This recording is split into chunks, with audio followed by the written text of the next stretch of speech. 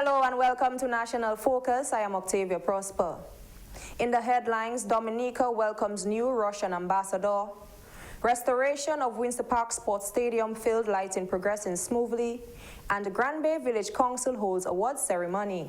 The details of the headline stories and more when we return. I love the freedom when I'm out there. Simply put, the worries from shore, none of that out there. And it's my daily bread. I learned it from my dad. My dad is one of the senior guys here who catch the biggest fish around here. And he's top with the red snappers. It's a family thing. I'm the only one fishing right now in the family. Just keeping it going. I enjoy bringing them up, man. Sometimes you have a yellowfin tuna, 400 pounds. Man, let me tell you, that's just a joy out there. I enjoy going out there and just holding the big fish. I don't lift weights, I lift fish. The morning of my fishing trip, I would get up, make a little spiced tea. Then I come down here. I have my GPS, which most fishermen are supposed to have that. Normally I prepare the day before, because whenever you go out there, you must have ice. Ice is a must for preservation of the fish. So I always make sure I have everything the day before. My fish represents me, and I bring good quality fish ashore simply because the restaurants themselves, they have to show a quality product. Tourism and agriculture go hand in hand. That's what I think. We're all connected. It's like a big machine, and I'm just so proud to be a part of it. My name is Brandon Carlisle, and tourism is my business.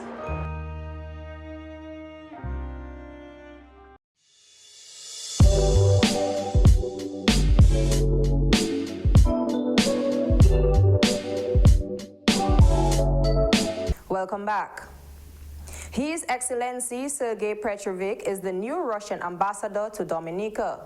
He presented his credentials to President of Dominica, His Excellency Charles Savannah, on Monday, May 22, 2023. Since establishing diplomatic relations, Dominica and the Russian Federation have fostered friendly relations. President Savannah says he looks forward to a growing support from Russia on major international issues. It is my expectation that during Your Excellency's term of office, that Dominica will be afforded the opportunity to collaborate further and benefit from your country's expertise in these areas. As one of the 5 permanent member states of the Security Council, Russia's position on major international issues is of great significance to us as small island developing states. We therefore look forward to the growing presence of the Russian Federation in the Caribbean region and to the further strengthening of relations both bilaterally and multilaterally in dealing with the challenges confronting small island developing states, and more particularly the devastating effects of climate change, COVID-19, and the rising incidence of crime and violence, all of which threaten our sustainable growth and development and peaceful way of life. His Excellency Savannah thanked Russia for its assistance following the devastation of Tropical Storm Erika and Hurricane Maria.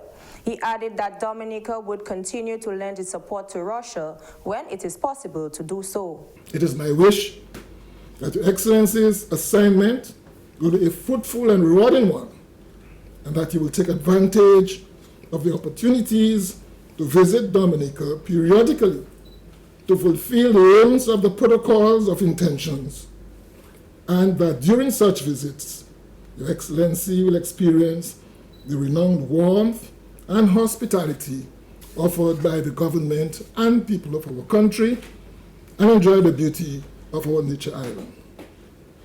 Your Excellency, your country has been able to count on the support of the Commonwealth of Dominica in elections to various international bodies when we are not competing for the same positions, and we hope to be able to continue to lend that support to future instances whenever circumstances permit.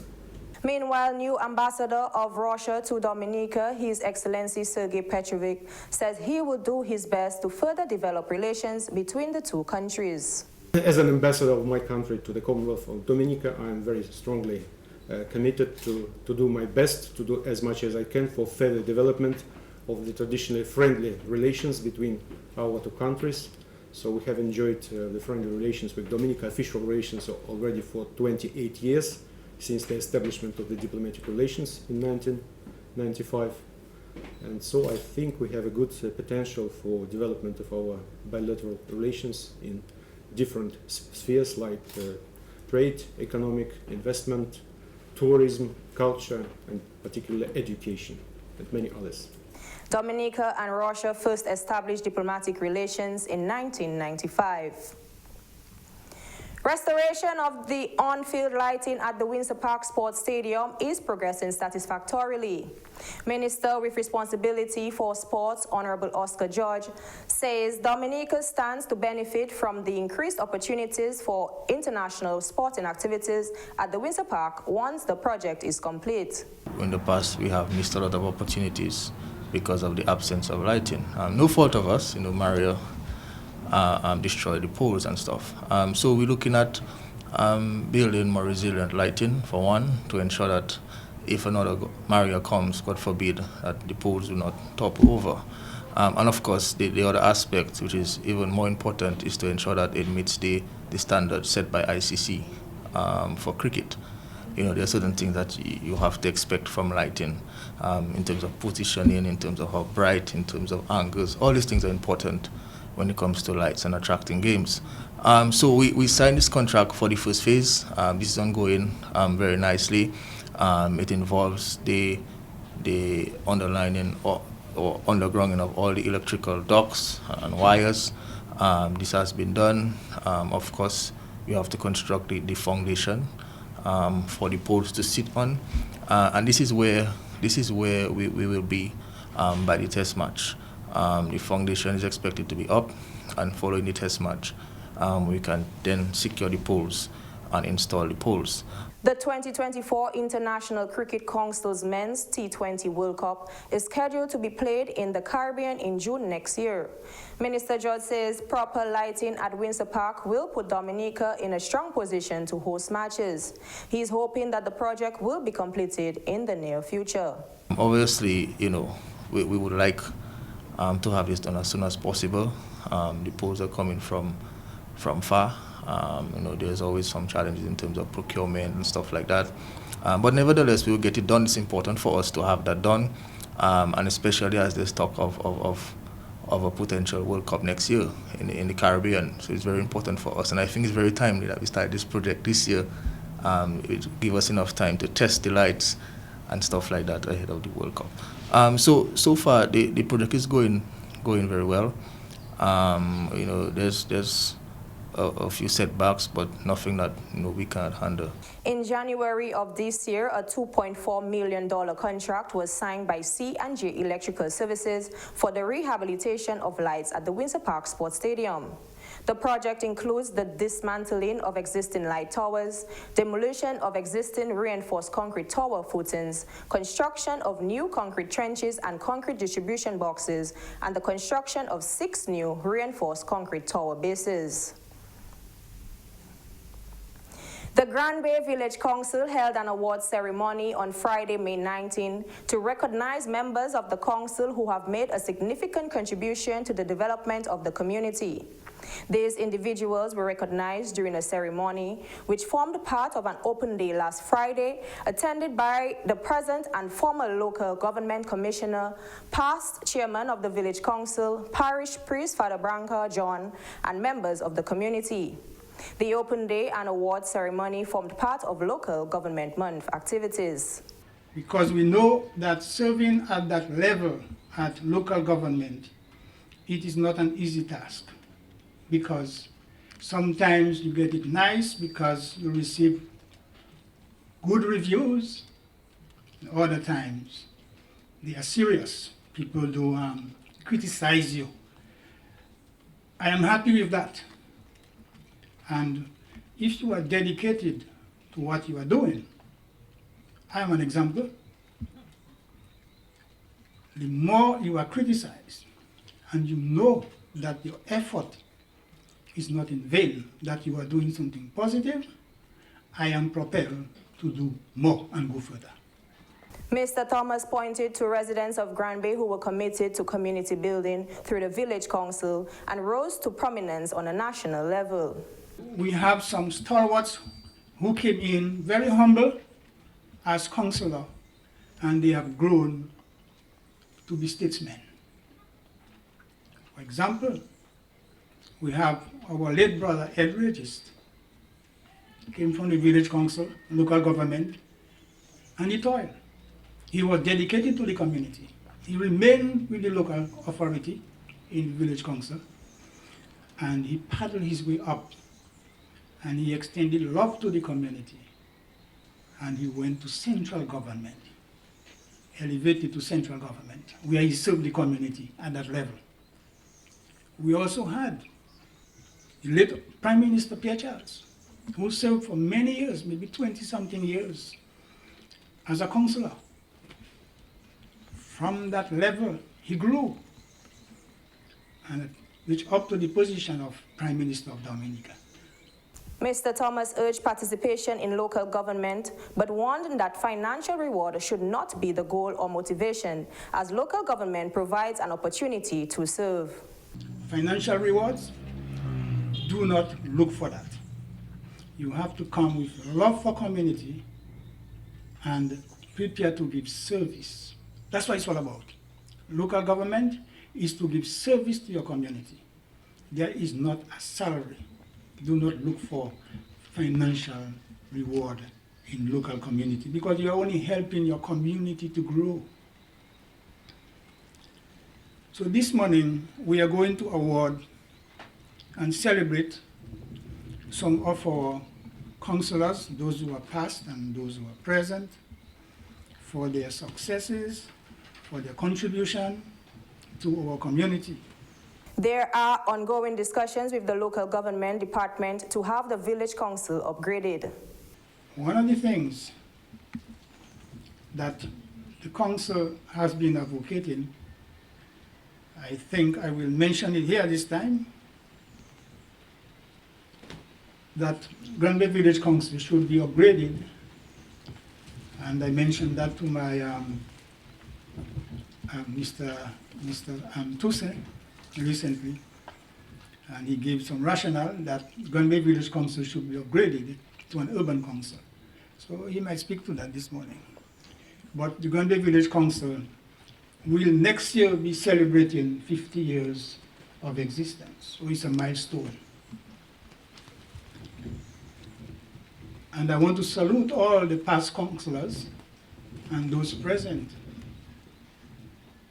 for their efforts and their contribution to community development.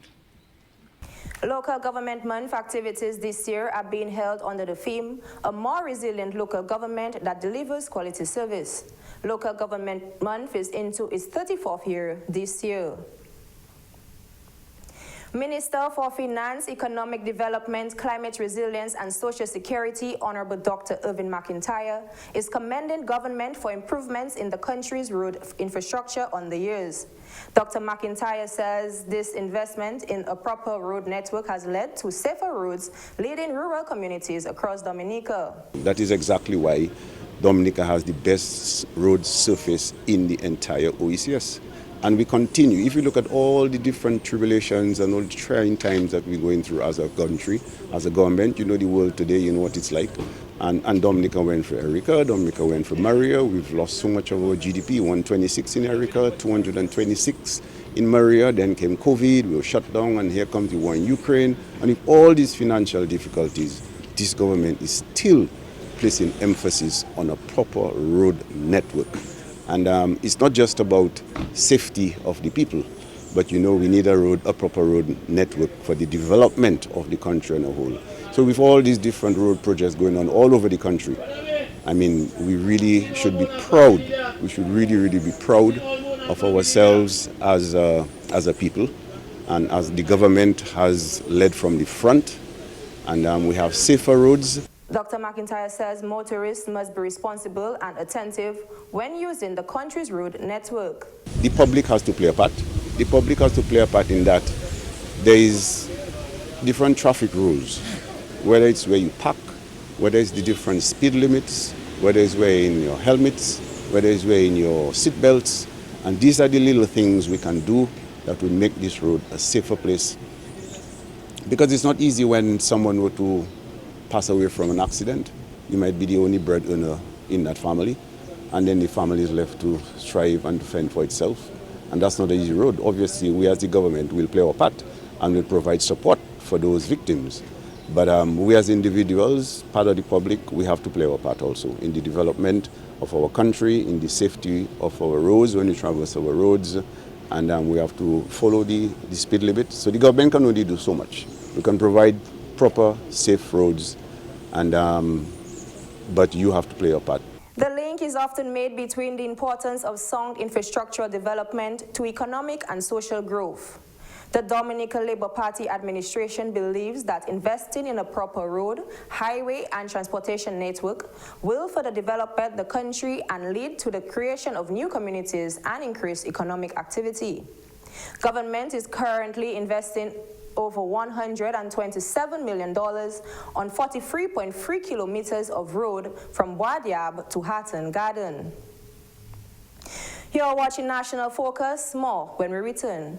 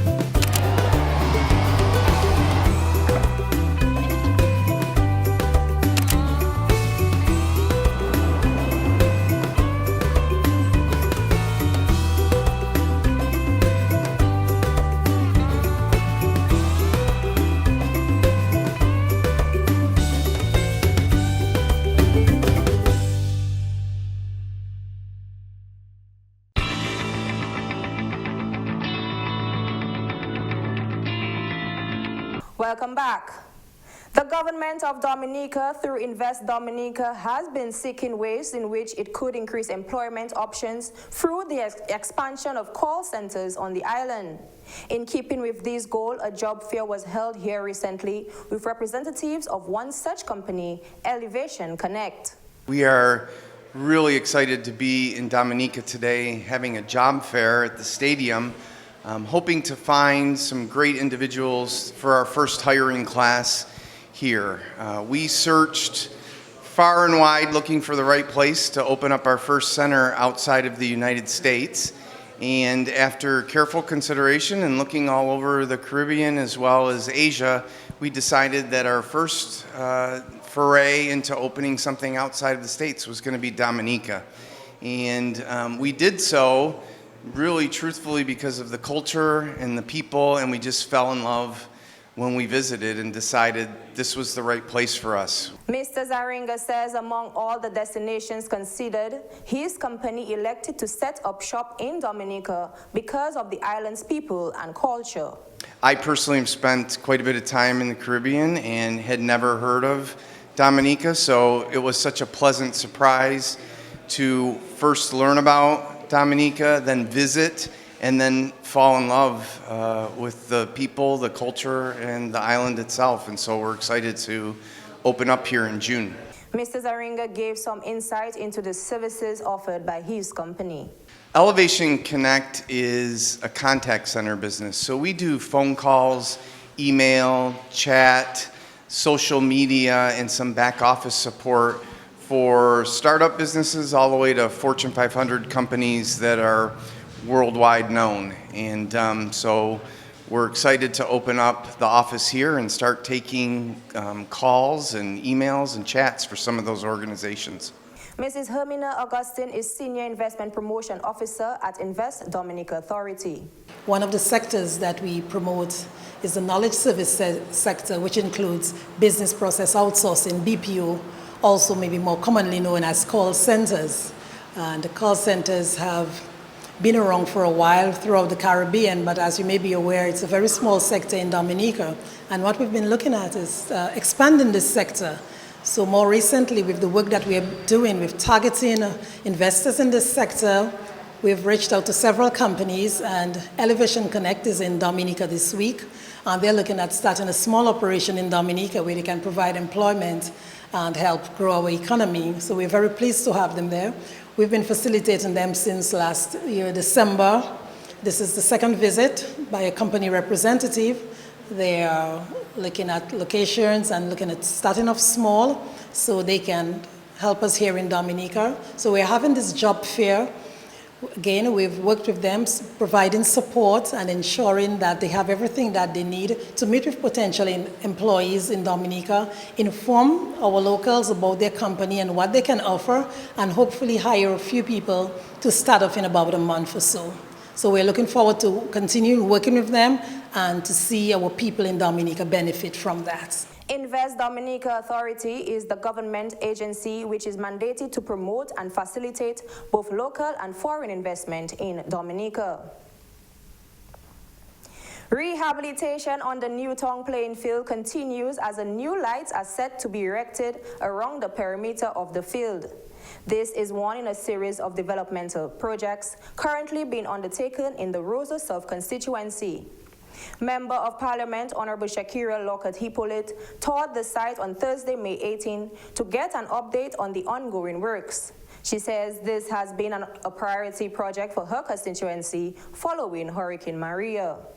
The community of Newtown has been known for its sports and in particular football. And post-Hurricane Maria, our field was lighted, but the lights got damaged after the passage of Hurricane Maria, and that has been since in 2017. And today we're realizing the lighting of the Newtown Savannah. As the parliamentary representative, one of the approaches that I have taken in my constituency is to meet with the community and find out what is it that they want to see happen in the community in terms of development. And one of the major ones was the lighting of the playing field. 6 new metal poles will replace the existing wooden light poles with the aim of revamping football in the area. That's not only for the young people, but the middle-aged and the old. Newtown is a community that sports and football, it brings us together as a community, and everybody comes out and support our team Harlem. And so today we are at the stage where we are casting the poles to light up, to prepare for the lighting of the playing field. We're being more resilient. We're no longer using the wooden poles, but we'll be utilizing these steel poles.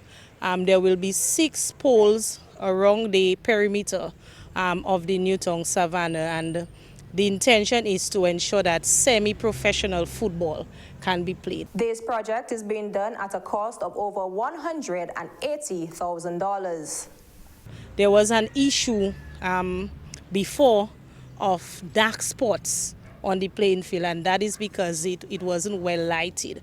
And so this, we now having the 6 poles and much better lighting, because the cost of this project is $181,000.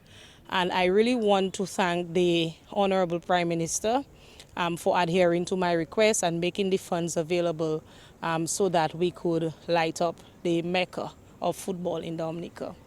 Honorable Lockhart-Hippolyte hopes to revive the off-season league in the constituency when the project is completed. One of the things that has been missing in Newtown's football is our off-season league.